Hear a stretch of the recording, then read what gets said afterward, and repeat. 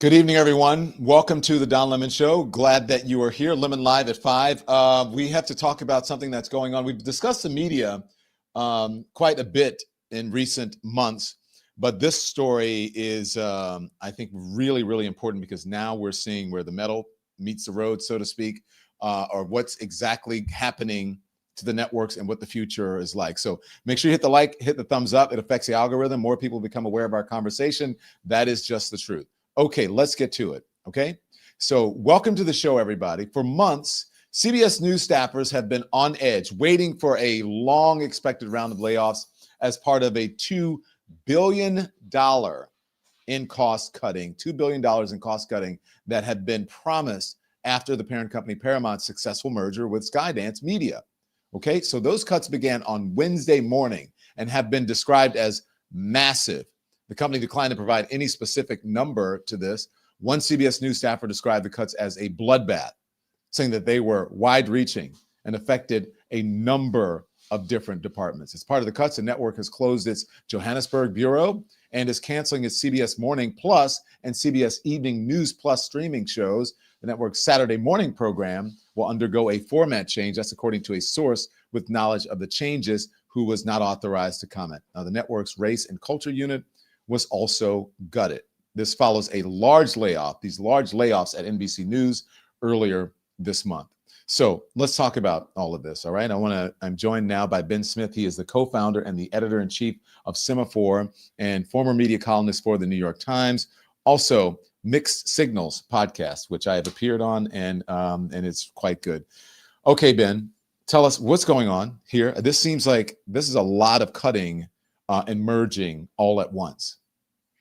Yeah, I mean, I think as anybody watching this show knows, the nature of broadcast has changed so much in the last, in the last 20 years, but particularly in the last couple of years, and the kind of expensive, complicated television production that that particularly broadcast networks used to have tens of millions of people watching and make hundreds of millions of dollars out of is in very steep decline. And so in some sense, the biggest picture story is just that these networks now find themselves competing with people like you, people like your friend Megyn Kelly, and who produce stuff that are getting huge audiences and are much cheaper to produce than traditional television, which, you remember this, like I remember once being kind of around a 60 Minutes production, and the first thing that happens is like a bunch of men carrying giant boxes show up at your office and hang around for a while. Like, it's just a very expensive, labor-intensive form of production.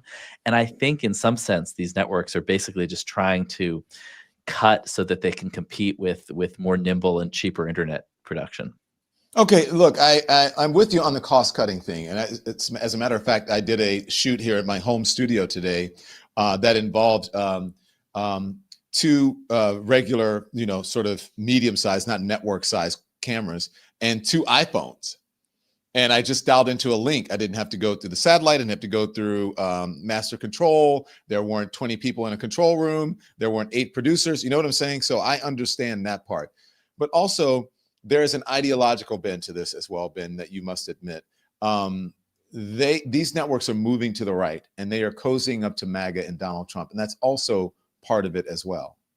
Oh, for sure. And it's interesting, for most of our careers, there have been people like, I would say Bernie Sanders first among them, people like Ralph Nader, saying that that you shouldn't have these big corporations owning television networks because they were subject to government pressure. And my own reaction, honestly, when you'd hear Bernie Sanders, and I once talked to him about this, and he actually, when I was at BuzzFeed, he said, "Thank you for being an alternative to the corporate media." And I was kind of like, I don't know. It seems like to me like the corporate media is pretty independent, does a good job. I didn't really get it. But now you see what has happened is that this White House has a lot of leverage against these big media companies because they want it, particularly because they want to do deals.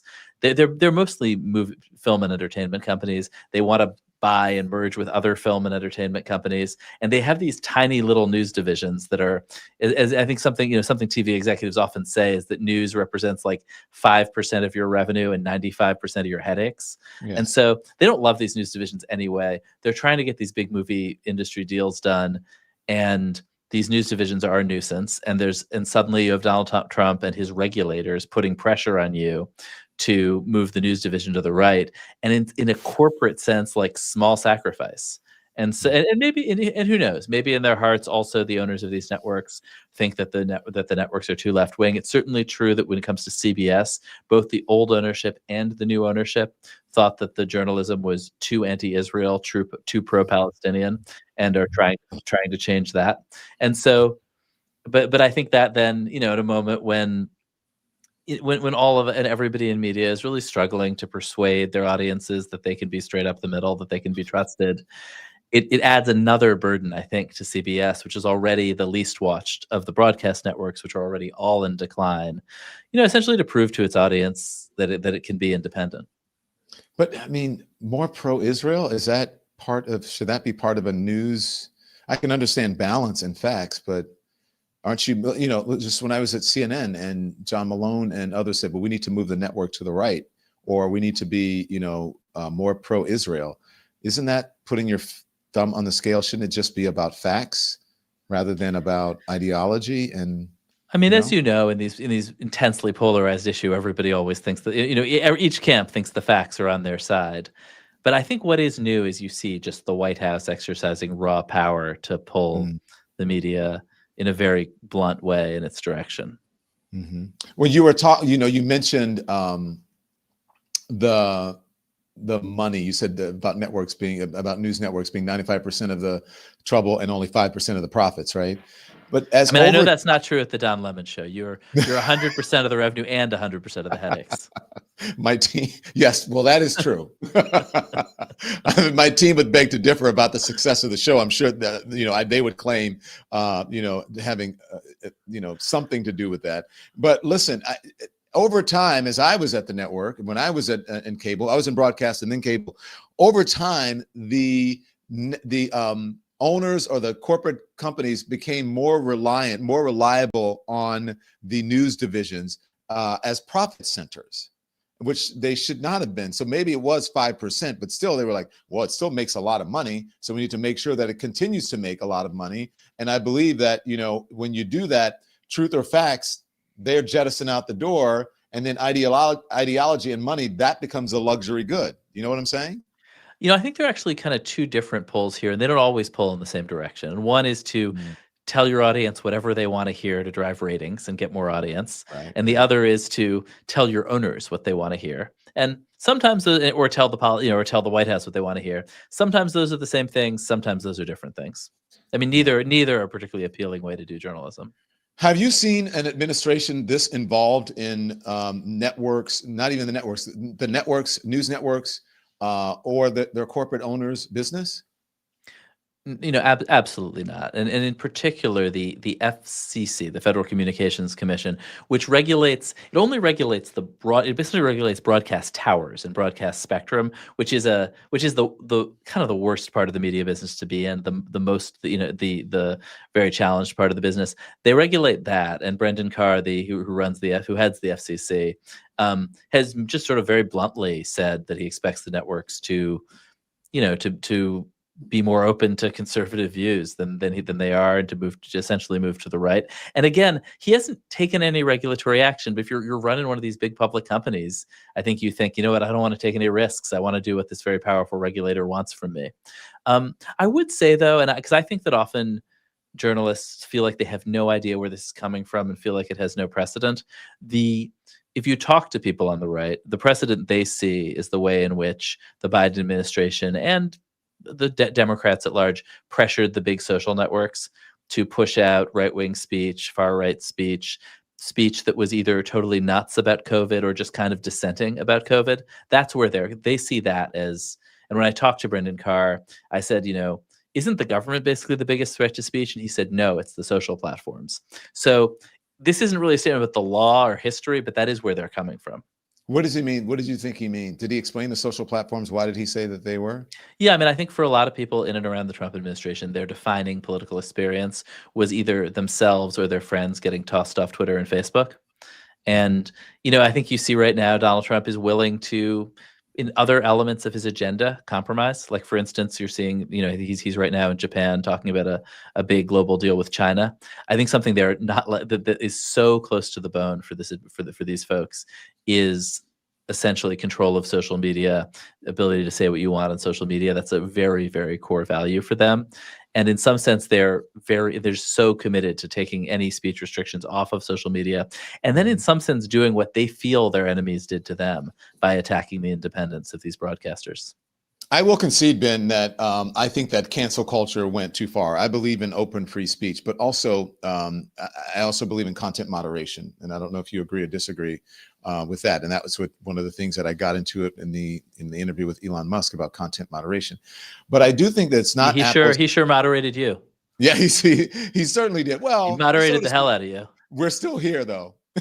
But listen, the thing is that I think it's not apples to apples when you compare, misinformation to someone who has an ideology. I think during COVID, when you have like a lifetime pandemic and people are spreading conspiracy theories or misinformation that can get people killed or can affect their lives and their health, that's quite different than someone who may be too far to the left or maybe too far to the right, or you know what I'm saying, or someone who is spouting, things that put people in danger. I think my view on this has changed. In the beginning of COVID, and I remember talking to Mark Zuckerberg about this at the time, it seemed like, okay, you know what, there are all these debates about free speech and how far can you go in saying something that is offensive in one way or the other. But like, we can all agree that you shouldn't spread misinformation about health. In retrospect, I think on one hand, it wasn't quite as clear as we thought it was what was misinformation. Like, should we close the schools? Should we not be allowed to touch surfaces? Was it a lab leak? Like, a lot of those things are, were not as clear as we thought as I thought they were. And the social platforms probably should have stayed out of trying to moderate them. But actually, I think the bigger takeaway is just the social platforms really did try to stop a lot of speech that cast, in particular, aspersions on vaccines, and did throw a lot of that off the social platforms. And like, do we think that worked? Do we think Americans, thank God that they banned all that anti-vaccine speech because now everybody's taking vaccines? No, RFK runs HHS. It totally backfired. And I think that's a lesson I think the Trump administration is actually likely to learn as it tries to assert control over speech in the kind of declining parts of the old media, that Americans really don't like that and tend to rebel against it.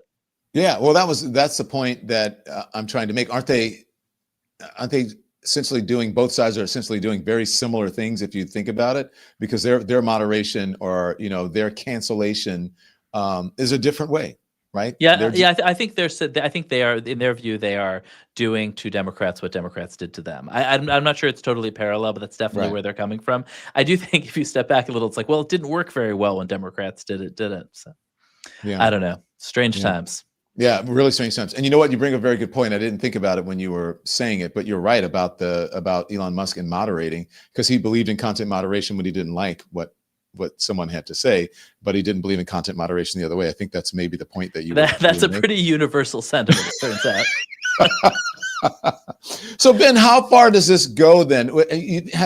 Have the networks realized, I guess they have with the amount of people that they're cutting, that in order to do the things the way that they had been doing them before, if you're going to have the shiny desk and all the makeup and, then you're going to have to spend a lot of resources.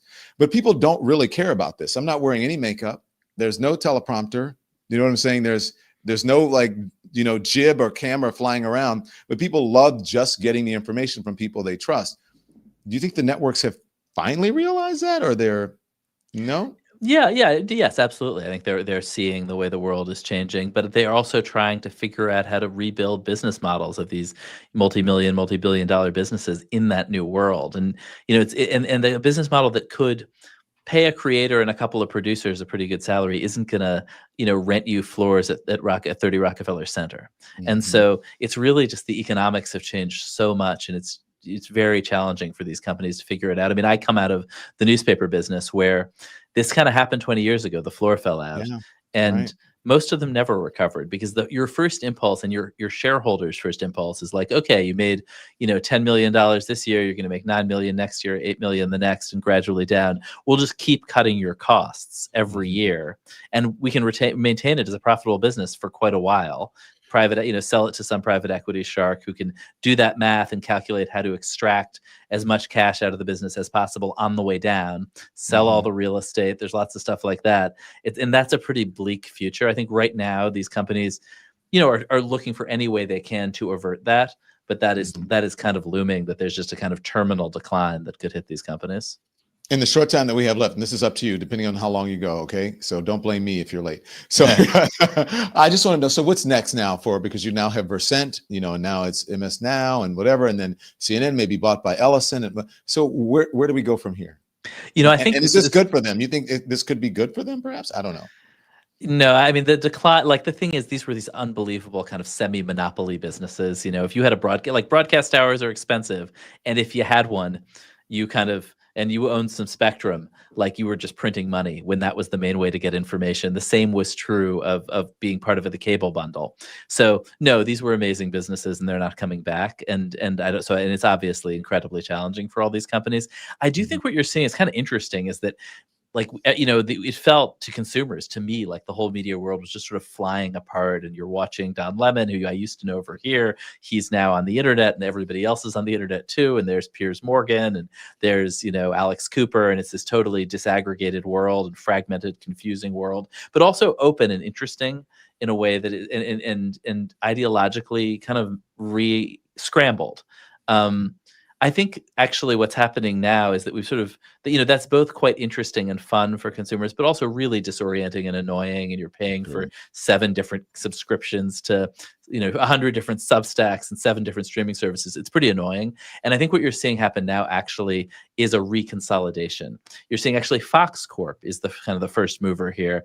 And they've basically bought up a bunch of right-wing podcasts, or at least the producers of these podcasts. So Megyn Kelly, who we mentioned before, her production, an advertising sales company, not her show, was purchased by Fox. Brett Cooper went back to Fox. And I think the podcasts like Ruthless are being bought by Fox. And so you're seeing a lot of the conservative media actually get swept back into Fox's orbit. I think Versant is very, very likely to do that with a lot of kind of center-left media companies. And so I actually think, and probably CBS, which recently bought Barry Weiss's Free Press, is going to buy up a lot of stuff on the center-right. And so you're kind of seeing this reconsolidation back into a relatively small number of big companies. Yeah, it's interesting. I think the right knows how to do it. I'm not sure the center or the left has really figured that out, Thank you. As is often true. Yeah, as often true. Thank you, Ben. Ben Smith is the founder and editor-in-chief at Semaphore and the former media columnist for the New York Times. Also, he is the co-host of Mixed Signals on the Semaphore platform. It's a great podcast, which I've been on. Thank you very much. And come back early or late and often. Ben Smith. Thank you, Don. Thank you very much. Okay, so interesting conversation, don't you think? It is. And I do believe that the right has figured it out, at least in the streaming spaces. The left has not. And Ben makes some really good points about what's happening with these guys. But we're going to dig deeper into this. Into what does it mean to have the ideology? Like Ben is he's an analyst guy. He's like, well, this is what I see, kind of like straight down the middle. I'm going to tell you what I think. And having been there and witnessed all of it from having a very high perch, I'll tell you what I think is going on. And not only what I think is going on, I'll tell you what I know is going on and what I know is going to happen. First, a word from our sponsors. Support for the show comes from Ollie. You know how much I love my dogs, Boomer, Barkley, and Gus Gus. They run the house, So when I heard about Ollie, I wanted the absolute best for them. Ollie makes fresh human-grade meals with real protein-packed ingredients and delivers them right to your door. My dogs went crazy for the beef recipe. And even the picky one like Boomer, who, it has to be gourmet or he doesn't want to eat it. You can literally see the difference. Shinier coats, more energy, cleaner bowls. So just take their 30-second quiz at ollie.com/lemon. They'll build a custom meal plan just for your pup. And the app even offers on-demand health screenings with real experts. That's how much they care about your dog's well-being. So go to ollie.com/lemon and use the code LEMON for 60% off of your first box. And it is all backed by their happiness guarantee. If you're not happy, you get your money back. That's OLLIE.com/lemon. This episode is sponsored by BetterHelp. Now, I've said it before, we all need someone to talk to. I've had therapists who ask the right question at the right time and help me see things differently. Those moments really matter. BetterHelp is the world's largest online therapy platform. Over 30,000 licensed therapists and more than 5 million people have found help there. You just fill out a short questionnaire and get matched quickly. And if it's not the right fit, you can switch at any time, no questions asked. So if you have been thinking about therapy, maybe this is your sign. Visit betterhelp.com/Don Lemon for 10% off of your first month. That's betterhelp.com/Don Lemon. Take that step today. You deserve it. All right. Thank you so much to our sponsors. All right. So let's get into this. All right. Because we've got the analysis from Ben. We'll get more analysis coming up a bit later from someone who's going to join us from Status. Okay. There is a bloodbath happening in American media. There's nowhere right now. There's no other way of putting it. They called this restructuring or realignment or budget cuts, but let's stop pretending. This is a purge. It is really cutting the meat. We've seen companies cutting things, but this is really getting close, as I said, to the bone, right? So like there are going to be very few people to even run these places. They're clearing out the truth tellers. That's for sure. The journalists who ask the questions that make the powerful uncomfortable, they're getting rid of them. The black and brown voices that told stories that nobody else would touch, those units, right? The producers who still believed journalism was supposed to serve democracy, not billionaires. CBS, NBC, CNN, all of them bleeding one by one. The institutions that once defined journalism are being gutted, and not just to save money, but to shift ideology, which I spoke a little bit about with Ben. But it's not just to save money, to shift ideology, to make the news friendlier to MAGA, friendlier to power, friendlier to the people who don't believe in truth unless it flatters them, even people who believe in a certain religious ideology. They say it's business, but I think this is about morality. It's moral and it's spiritual, because when the people who control the news decide that the truth costs too much, democracy starts dying on that installment plan. That's what happens. The money that you used to pay for cable, that's where democracy starts dying, on that installment plan. You can trace this. I mean, it started when the newsroom stopped being the heart of the network. When the folks, the suits up in the boardroom, replaced the editors who still believed in facts. When journalists became brands and the truth became, I don't know, I guess it was a strategy. And then came the billionaires, the ones who buy networks like toys. They call the CEO, they whisper about coverage, and suddenly the story disappears, or the person delivering the story disappears. They don't want journalism, they want obedience. And now they got it. I mean, look at CBS. Look at CBS. This is not personal. This is truth. Read it. The person that they hire to run CBS has never run anything in television or news at all, except for a newsletter, or created a great company. Has sold it to Paramount for $100 million, if not more. The new face of the network isn't a journalist. It's Barry Weiss. He's a commentator, an opinion person. Some would even say a provocateur. No experience running a newsroom, but a clear mission: make CBS recenter. What does that mean? Move to the right. That's code for rolling back everything that made the newsroom honest and diverse. They say that she's going to make it, quote unquote, balanced. Balanced against what? Balanced against the truth? Compassion? Accountability? That's not balance. That's backlash. And it's being dressed up as reform. And we're trying to fix this. We're going to reform this. That's not what it is. It's kind of like, as Ben said, I'm paying back the left for what they did to the right. When you fire the people covering race and justice, when you dismantle investigative teams, when you replace reporters with influencers, you're not modernizing the newsroom. That's sterilizing the newsroom. You're training the guard dog to lick the hand of its master. This is the same infection that hit CNN when Discovery bought it. The same quiet takeover happening at NBC. Strip it down, call it refocusing, and let fear do the rest. I've lived this. When you tell the truth, you become the problem. When you say racism out loud, they call you divisive. When you challenge power, they call you angry. When you refuse to play the game, they boot you. They show you the door. But here's what they never understand is that you can fire a journalist, but you cannot fire the truth. And the truth will make you free. It always comes out in the rinse. It always comes out in the rinse. You can kill a show, but you can't kill conviction.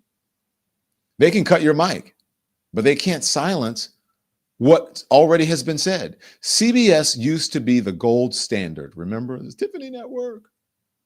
Morrow, Cronkite, people who made America look itself in the mirror. NBC gave us journalists who stood up to presidents. CNN gave the world the power to live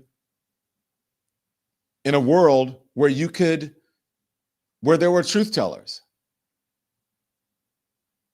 They were on 24 hours live truth telling, as a matter of fact. Now they've all become content factories. Truth has been turned into an algorithm, and they know exactly what they're doing. Control the story, you control the mind. You control the narrative. The easiest way to erase history is to fire the historians.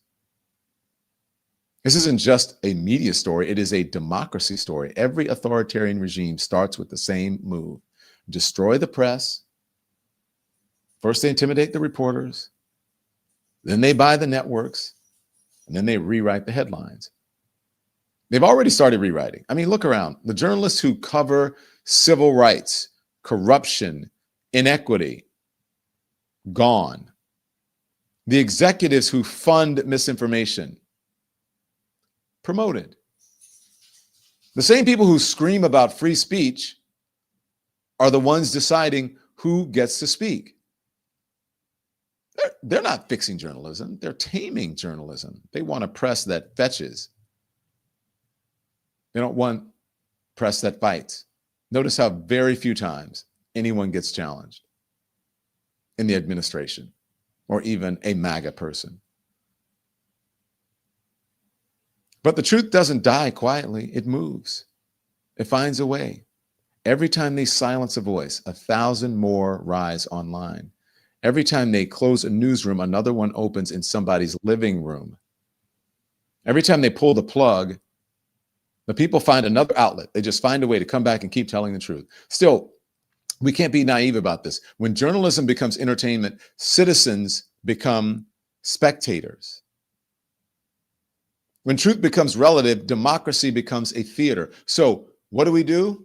We stop acting like this is normal. We stop calling censorship strategy. We stop waiting for the same billionaires who broke the system to fix it. We build something new, independent, accountable, fearless. We build spaces where truth doesn't need permission to breathe. Because those of us who are real journalists will find a way. Because the job of a journalist is not to be liked. It is to be honest. It's to ask the questions that make a liar sweat. To shine the light where the money doesn't want it to go. So this didn't happen overnight. It happened because everybody did. We all got too comfortable. Because we stopped asking. Because we confuse noise with news. Now the bills do. CBS is bleeding, NBC is folding, CNN is fading, and the executives are counting their bonuses while the truth bleeds out on the floor. So yes, it is a bloodbath. Not of bodies, but of integrity, of conscience, of courage. A slow, deliberate killing of journalism itself. And if we let it happen, if we shrug and we just keep scrolling and we say, well, that's business. That's what, that happens. Then we deserve the silence that follows. And then we deserve everything else that follows. Because what? It's going to be propaganda. It may as well be state-run media, which it's getting close to that now, because propaganda doesn't inform. Propaganda infects. Do not get too comfortable. I tell you every time, it is poison. Comfort is poison. But I still believe in the journalists who refuse to bow, in the journalists who are in independent media, in the viewers who still want truth more than comfort, in the people who know that light always wins, even when the darkness owns the studio. So to the reporters who are being laid off, been there. To the producers packing their desks, you need to know. And for the ones who, you may be erased from the network, but you will never be erased from history nor the public conscience. No, producers and journalists and writers, all of the folks who have been laid off, your work mattered. It still does. Because truth doesn't end when they cut your check. The truth lives in the people who heard you. You're not off the air.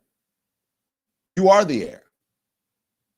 And as long as you breathe, the truth will find a signal. They can never cut that. Never. And trust me, you should know, on the other side, there's life even better than where you were. The Lord works in mysterious ways. And when one door closes, a bunch of doors and windows will open. Trust. We're back with a journalist who's going to talk to us more and give us more context of what's happening right after this word from our sponsors. Support comes from MSI United States. In sub-Saharan Africa, 4 million teenage girls drop out of school every year because they get pregnant. Not because they want to, but because they don't have access to birth control. MSI Reproductive Choices is changing that, giving girls the freedom to plan their futures safely. For just $26, you can provide contraception for 4 years. 4 years to stay in school, to dream a little bigger.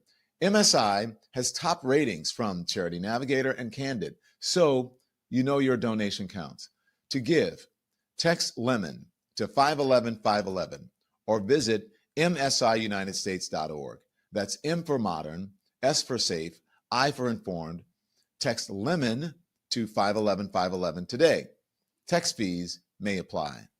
Support comes from Henson Shaving. Now, when I tried the Henson razor, I finally got what a skin-friendly shave actually means. No irritation, no razor burn, just smooth skin. Henson makes their razors in an aerospace machine shop in Canada. The same folks who made parts for the Mars rover, that is precision. Their blades are held so tight that there's zero wobble in them, which means fewer nicks and no redness. And you'll love this. Once you own a Henson, replacement blades cost just a few bucks a year, no subscriptions, no plastic waste. So here's what you do. You visit hensonshaving.com/lemon, pick your razor, and use code LEMON to get a free pack of 100 blades. That's about 2 years of shaving free. And add them to your cart, and you're all set. HENSON shaving.com/lemon. I've been using it. Look. Amazing. Thanks to all of our sponsors. Move. All right. Thank you, sponsors. I really appreciate it. Okay. So listen, Natalie Karach is the media correspondent for Oliver Darcy's news status newsletter. Is Natalie here? Yeah, she's here. Hi, Natalie. How are you? I'm good, Don. How are you? I'm great. Thanks for joining. We've been reading your fantastic work over on the Status newsletter, and I want our viewers to know what you make of all this. You're talking about Comcast's ballroom bash, meaning the donors who are the people who are giving money to the administration to pay for this big ballroom. But I also want to know about what we called, and what someone who is involved in this, in the CBS layoffs, called a bloodbath happening at the network and throughout the industry. What do you say to that? Well, I think the industry is at a very important moment, and it is both between capitulation from these executive leadership teams as well as cutting around the edges. And these journalists are really the people who bear the brunt of the pain of that, because lower resources means more work falls onto less amount of people. And as these shakeups happen, it's a concern for the legacy of journalism as a whole. Mm-hmm.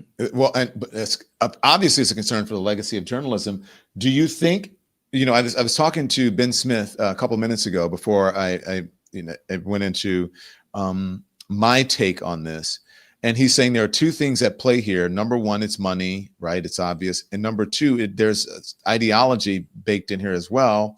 And also possibly religion. Yeah, I mean, I think that as it relates to the CBS News layoffs today and CBS broadly, I think that's less politically motivated than a lot of other cuts or other actions we've seen in the industry, at least in terms of how they're messaging that internally. It doesn't feel like there were, cuts in specific divisions. There were cuts across the entire newsroom. But I do think that in other avenues of the media industry, there is a lot that is changing in terms of the political nature of the industry and how leadership really reacts to administrations going forward. So you don't think that even with Barry Weiss and with cutting the race and I think injustice, unit, and apparently I want to play this. Apparently, there's reporting that this interview is what caused some of this and some of the slashing. And this was an interview with Ta-Nehisi Coates and Tony DeCopel that happened a couple months back on their morning show. Watch. I want to dive into the Israel-Palestine section of the book. It's the largest section of the book. And I have to say, when I read the book, I imagine if I took your name out of it, took away the awards and the acclaim, took the cover off the book, the publishing house goes away, the content of that section would not be out of place in the backpack of an extremist. And so then I found myself wondering, why does Ta-Nehisi Coates, who I've known for a long time, read his work for a long time, very talented, smart guy, leave out so much? Why leave out that Israel is surrounded by countries that want to eliminate it? Why leave out that Israel deals with terror groups that want to eliminate it? Why not detail anything of the first and the second intifada, the cafe bombings, the bus bombings, the little kids blown to bits? And is it because you just don't believe that Israel in any condition has a right to exist? Well, I would say the perspective that you just outlined, there is no shortage of that perspective in American media. That's the first thing I would say. I am most concerned always with those who don't have a voice, with those who don't have the ability to talk. I have asked repeatedly in my interviews whether there is a single network, mainstream organization in America with a Palestinian American bureau chief or correspondent who actually has a voice to articulate their part of the world. I've been a reporter for 20 years. The reporters of those who believe more sympathetically about Israel and its right to exist don't have a problem getting their voice out. But what I saw in Palestine, what I saw on the West Bank, what I saw in Haifa in Israel, what I saw in the South Hebron Hills, those were the stories that I have not heard. And those were the stories that So that happened a couple months ago, and it caused quite a stir. And apparently, again, according to the reporting, allegedly they called Tony in and the Race and Justice or whatever the name of the unit was, and said, this is why you don't say things like that. Well, and the irony of all of that reporting is that, the irony of all of that reporting is that specifically oh my gosh, I'm having an issue. Sorry, is that was reported specifically by Barry Weiss's The Free Press, and now she operates CBS News. I will say these most recent cuts were made without relation to Barry. Barry did not have a say in the specific people who were cut in this round, but going forward, that might not be the case. Internal messaging is just that these layoffs have been decided a long time ago, and Barry is not the person that is enacting these changes at the moment. But I think this sort of gives her more space to reshape the network in her image, which is the end goal here. What do you mean in her image? Like sort of like the Free Press, but also a couple of things you're saying here. Is she just a figurehead now, or like? No, I think that it's early on in her tenure, and so David Ellison has wanted to cut around the edges of CBS News before he bought the Free Press, right? And so these were planned a while back, and so I don't think she had a specific say here, but she certainly will going forward, and this sort of sets the stage for her to do so. And you said it created in her own image. What does that mean? Well, she's going to certainly make some hires. There's been rumors that, and Status has reported that she's been looking at potentially hiring Scott Jennings or potentially hiring Brett Baier, which he says that's not the case. He's under a contract with Fox News anyways, but she's going to make some hires, I imagine, that, will shape CBS News in a way that it wasn't before, based off of her editorial direction. I've been hearing Scott Jennings. I've worked with Scott Jennings. I have not heard this much about Scott Jennings. Maybe I need to watch CNN because I don't understand the whole what is going on with Scott Jennings. But and why CBS? Well, I guess I would want to. When I was there, he was a fairly mild-mannered conservative. That now it seems, according to the reporting or the clips, that he's gone really far to the right, or is now just like a total MAGA sycophant or something.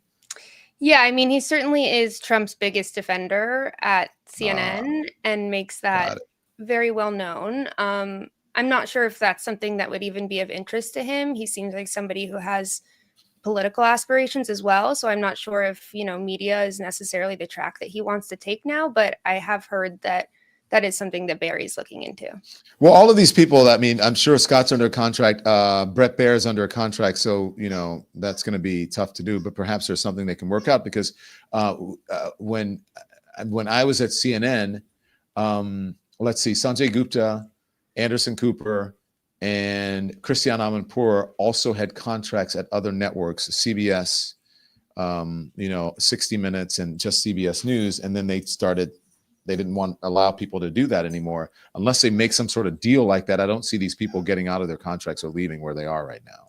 Right. And also, why would they want to? I mean, I think Brett has a pretty plum gig at Fox News. He's getting paid a lot of money. And I'm sure David Ellison is going to invest a bit, but I don't think his priority is in news. And so I'm not really sure how she's going to attract the kind of talent that she wants. Yeah.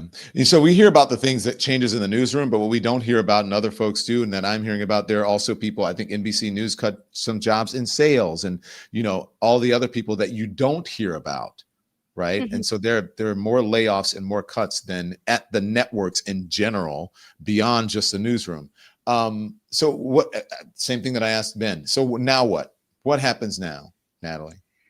I mean, now I guess internally people take stock of what's left within these organizations and try to make it work for the future of journalism. They still have work to do. They put their heads down and they do their work. Hopefully, they have enough resources to do their job, and aren't hindered in any way from doing that by the editorial powers that be.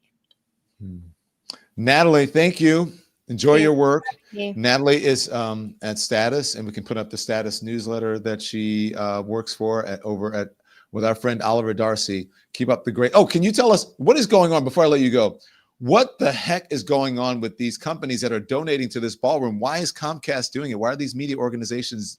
Media organizations, plural, donating to this. I think Comcast feels really stupid now that they know that some people have donated anonymously. Yeah. It's not the most fantastic look. I think it's all business related. It's political in essence, but not, because this is about their bottom line and their M&A acquisitions that they want to make happen in the future. And they're worried that Trump's administration will get in the way of that. Yeah. Thank you, Natalie. Appreciate it. We'll see you soon. Thank you. Thanks for having me. Absolutely. Okay. So there you go. That's what's happening. I don't know what you guys think about it. I think I told you how I feel. I just don't believe that these organizations, at least the news organizations, should be profit centers for the company. If they are making enough money to be able to, foot the bill for whatever business that they're doing, then so be it. But because a company made $1 billion and then it makes, 900 million and 800 and whatever, okay, that's still a lot of money that you're making. And let the news division, otherwise, and you get let the news division do what it's going to do. Otherwise, then you get state-run media. And maybe I'm just being Pollyanna-ish about it. Who knows? But I really do believe that is my core, and that's the problem right now. So I think that it is much more about ideology than it is about money. The money is important, yes, but I think that these people would not be bowing down to Donald Trump as much as if they didn't have some of the same beliefs, if they didn't have some of the same core beliefs, and also if they just didn't believe in the money as well.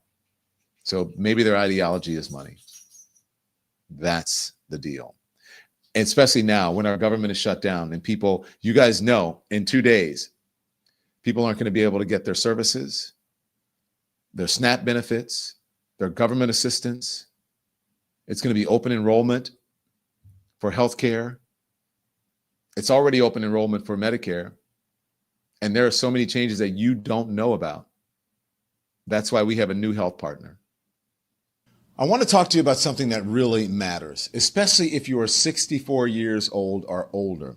It's Medicare annual enrollment season. And this is a time to pay attention, everyone.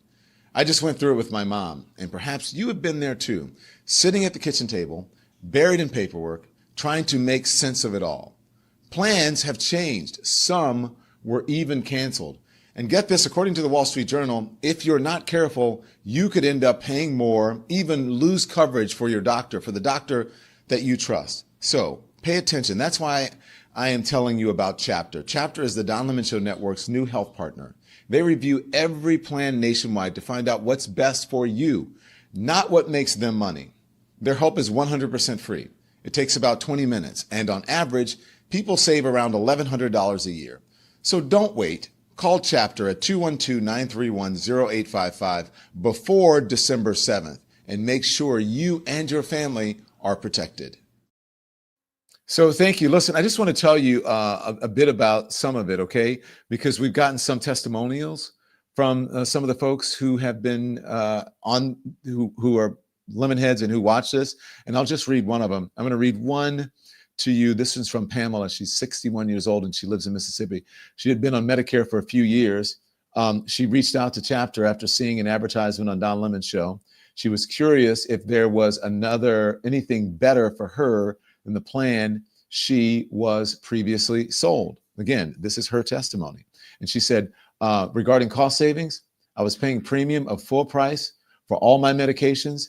2 prescriptions were costing me about $250 each per month.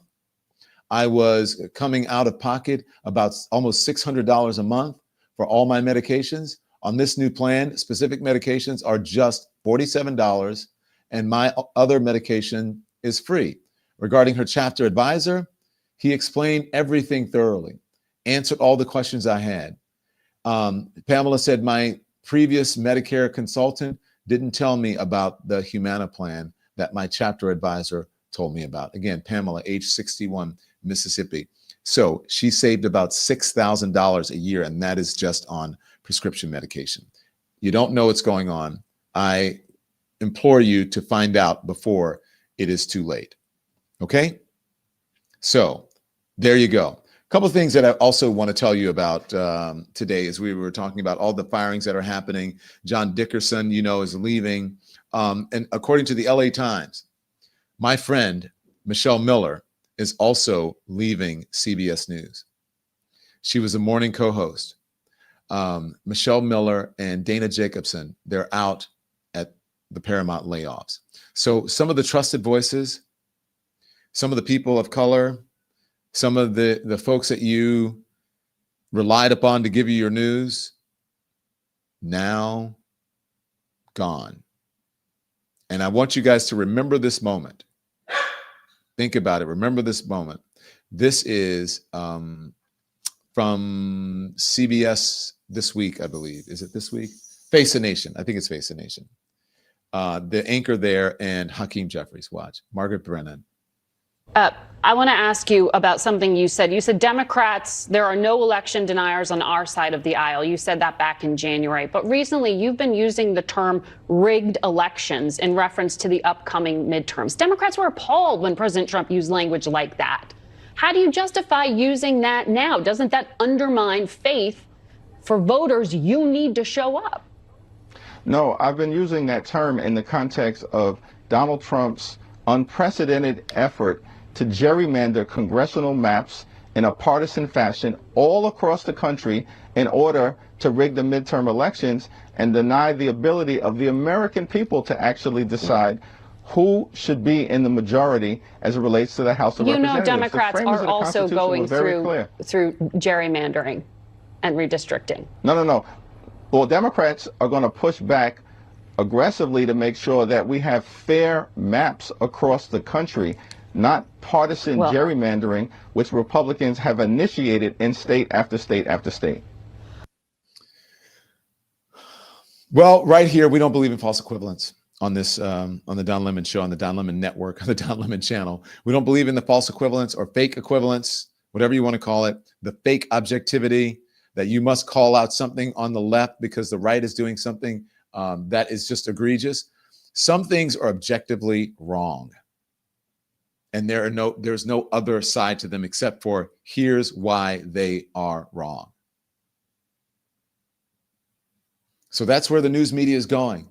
You saw it happening. Remember, we got to move the network to the right. You saw all of that happening. And so here we go. Old people be knowing. I tried to tell y'all, and here it is. So if you would like to know anything about this program, you can go to donlemon.com and become a subscriber, which is free. The button is at the right hand, the bottom of the screen on the right, or you can click on the top button, which is our YouTube main channel, and you can subscribe, and you can also become a member. That's how we stay viable out here. So thank you to all of our new members. Thank you for all of your support. Check out our merch as well. If you go to donlemon.com, you can check out the merch, and you can also check out the other platforms that we are on as well, including Twitch and Instagram and iHeart Radio and Apple Podcasts and Spotify. Okay. So I'm so glad that you guys are watching. Thank you for watching. Thanks so much for helping us to build this community. Thanks for tuning in. The engagement is great. Hit the thumbs up on the way out before you go. Make sure you like and subscribe to the channel. Also, I want you to be informed without being inundated. Okay. Oh, do we have any picks? We have some picks, right? We have 2 picks. Okay, we have. Oh, and can you get me the City Winery stuff, please? Sure. Oh, yeah. Is this a glass? It's a glass, not the candle. All right. Susan. Drew, thank you for important work you do. That's Susan. Susan, is that water or a little cocktail? She's gorgeous. Thank you, beautiful. Then we have Heather in Las Vegas. Hello, Heather in Las Vegas. I love the shirt. Love it. Lemon Lime. That is my favorite shirt. I tell you guys, that's a black one. It looks good on everyone. Thank you so much for supporting us. All right. Is that it? There we go. Okay, guys, this is going to be lit. Okay. Check this out. You see what's happening? Also, I'm telling you, I'm going to tell you, well, first, let me tell you, we're going to New York. And we're going to New York. It's going to be me, Jen Welch, Anthony Scaramucci, and then we're going to have also a special guest star. Guess who? Jay Jordan. And so come check us out on November 18th at 7:30 at City Winery in New York City. This is going to be lit. Doors open at 6 o'clock. So it's going to be really, really, really fun. And we have lots of surprises in store for you. Man, you can go. And by the way, we're going to Philadelphia in December. So go check out the Philadelphia City Winery website. We're going to Philly, and then we're going to Chicago in December as well. I think Philadelphia is December 8th. Chicago is December 10th. Okay? So it's going to be me and DL Hughley in Philly and Chicago. So thank you, guys. Be informed without being inundated. We'll see you later. Until I see you at 10 a.m. Whoops. 10 a.m. Eastern time tomorrow, right here on the Don Lemon Show, on the Don Lemon channel for hot topics. Turn the TV off. Thanks, everyone, for watching. Your support means the world to us. So make sure you hit the like button and you subscribe to our channel to make sure that you never, ever miss a video. We're live every day, 10 a.m. Eastern time. We drop even more content at 2 p.m. Eastern and 5 p.m. Eastern. And if you want more Don Lemon Show content, we'd love for you to become a member of the Lemon community, where you will receive access to special community posts. You'll get exclusive content and members-only live shows. So head over to our channel page or click the join button on this video. Again, thank you for watching. We appreciate your love and your support, and we